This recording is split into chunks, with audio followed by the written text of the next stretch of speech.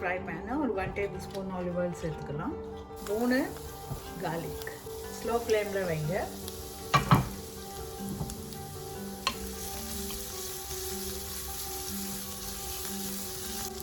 சின்னதாக 2 வெங்காயம்,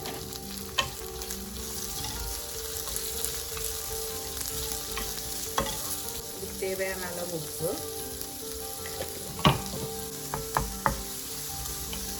வெங்காயம் வந்து முழுசாக வதங்கணுன்றது இல்லை. இந்த ஸ்டேஜில் நான் இதில் ஒரு 5 இல்லைன்னா 6 மஷ்ரூம்ஸ் சேர்க்கப்போம். அதாவது இப்படி ஸ்லைஸ் பண்ண மஷ்ரூம்.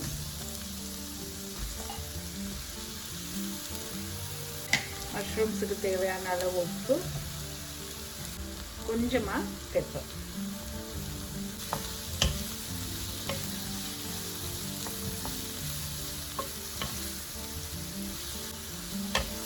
அடுப்பை கொஞ்சம் கூட்டலாம். இப்போ மஷ்ரூம் கூட ரொம்ப வதங்கணுன்றது இல்லை, ஒரு அரைவாசி பதத்துக்கு வதங்கினா போதும்.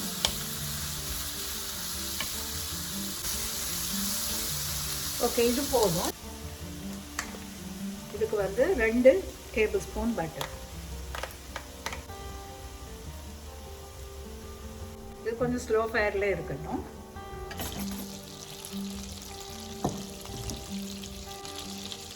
இதுக்கு வந்து 2 டேபிள் ஸ்பூன் அதே அளவு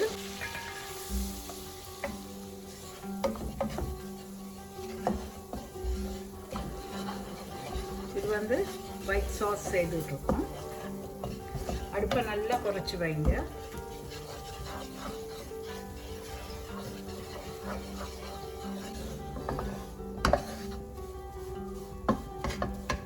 ஒரு லைட்டாக கலராக இது வரணும், அது வரையில் நல்லா மிக்ஸ் பண்ணுங்க. இதுக்கு இப்போ நீங்கள் ஒரு 2 கப் பால். இப்போ இதை விஸ்கால தான் நீங்கள் மிக்ஸ் பண்ணணும், இல்லைன்னா அப்படியே அந்த லம்ப்ஸ் கட்டி கட்டியாக வந்துடும்.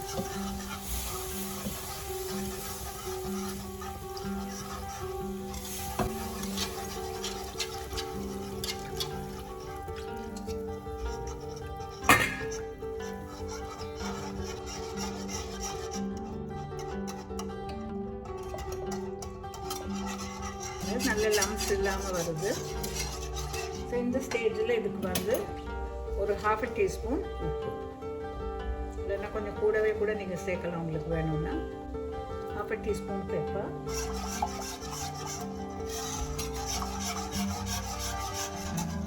இது மில்க் வந்து நான் 2 கப் சேர்த்துருக்கேன். உங்களுக்கு வேணுன்னா இன்னும் கொஞ்சம் அதிகமாக கூட நீங்கள் சேர்க்கலாம். கொஞ்சம் அந்த பாஸ்தா வந்து கொஞ்சம் லூஸாக நல்லா இருக்கணும்னா இன்னும் கொஞ்சம் கூட நீங்கள் மில்க் சேர்க்கலாம்.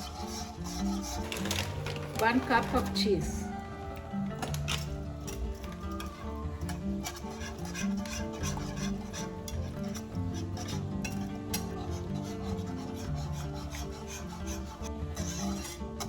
ஓகே, பாருங்க சீஸ் நல்லா மெல்ட் ஆன உடனே நீங்கள் வந்து பாஸ்தாவை சேர்க்கலாம்.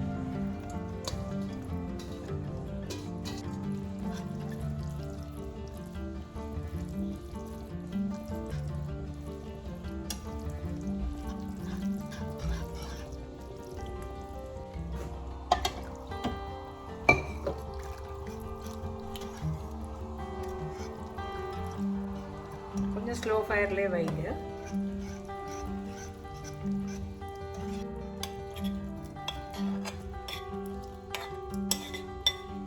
இதில் வந்து வேறு வெஜிடபிள்ஸ் கூட நீங்கள் சேர்க்கலாம். உங்களுக்கு இஷ்டம்னா நீங்கள் கேப்சிகம் சேர்த்துக்கலாம், காலிஃப்ளவர் சேர்த்துக்கலாம்.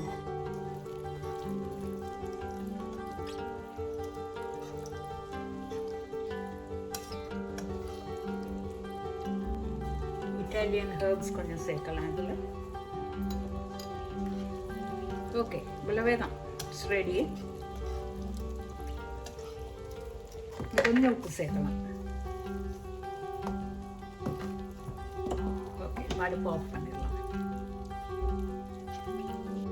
பாருங்கள், அருமையாக பாஸ்தா ரெடி ஆயிடுச்சு. பாஸ்தா வித் ஒயிட் சாஸ் எல்லோரும் ட்ரை பண்ணி பாருங்கள்.